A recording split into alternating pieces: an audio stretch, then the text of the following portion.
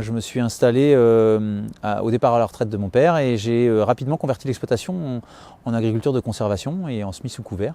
J'ai commencé petit à petit avec quelques voisins à avancer sur le sujet et puis notamment à faire dans un premier temps des colzas associés. Sur la SAU, il y a 280 hectares sur l'exploitation. Les types de sols ils sont très hétérogènes dans notre région. Ça va des sables limoneux jusqu'à des argiles au calcaire avec des taux d'argile très élevés. Alors des colzas associés, j'en fais depuis quasiment depuis mon installation, c'est-à-dire depuis près de 15 ans. Très vite, j'ai commencé à associer des colzas avec de la févrole parce que c'était une graine que j'avais sur l'exploitation. C'était plutôt satisfaisant. Et puis après, j'ai fait quelques tests avec d'autres espèces, avec un mélange d'espèces notamment que j'achetais. Et puis après, c'est pas que j'y trouvais pas forcément d'intérêt, mais c'est que pour des raisons aussi économiques, pratico-pratiques, un peu essayer de trouver un compromis, c'est-à-dire d'aller toujours dans le système de l'association, mais à moindre coût. Donc la graine de févrole que je produis sur l'exploitation, ça reste la solution pour moi qui me correspond, quoi.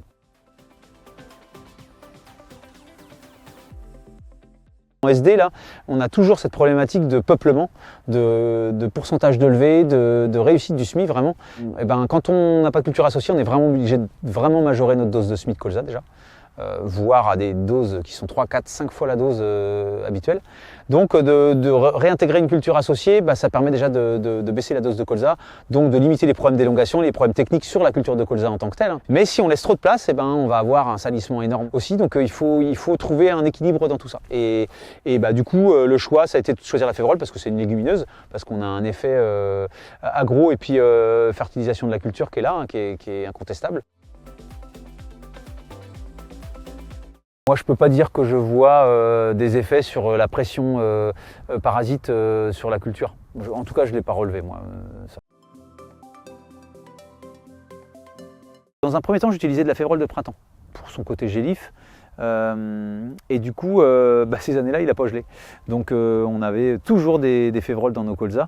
Donc c'est plutôt par le biais du désherbage chimique du coup qu'on pouvait gérer les févroles. Maintenant, c'est plus intégré dans le programme de désherbage, c'est-à-dire que le désherbage antidicote, il est fait quand même beaucoup plus tard, ou en tout cas une partie, de façon à avoir une solution pour détruire la févrole en cours de culture.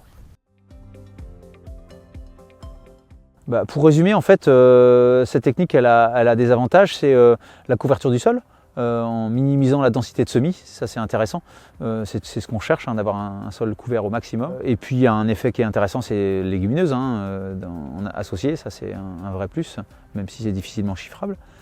Et les inconvénients, c'est qu'il faut se procurer d'autres semences, on n'a pas besoin que de sa propre semence de colza, il faut aller soit produire d'autres graines, soit en acheter. Et puis après, c'est la partie effectivement gélive ou non, en fonction de l'hiver qu'on a, donc se garder une solution de désherbage pour pouvoir détruire les plantes associées à un moment donné. C'est peut-être de trouver une solution pour avoir accès à un semoir adapté, parce que qui dit plusieurs espèces dit plusieurs trémies souvent. Alors on peut mélanger dans la même trémie, mais c'est compliqué de mélanger des grosses graines et des petites graines en gardant l'homogénéité et la régularité du semis. Mais pour résumer, c'est quand même une technique super intéressante.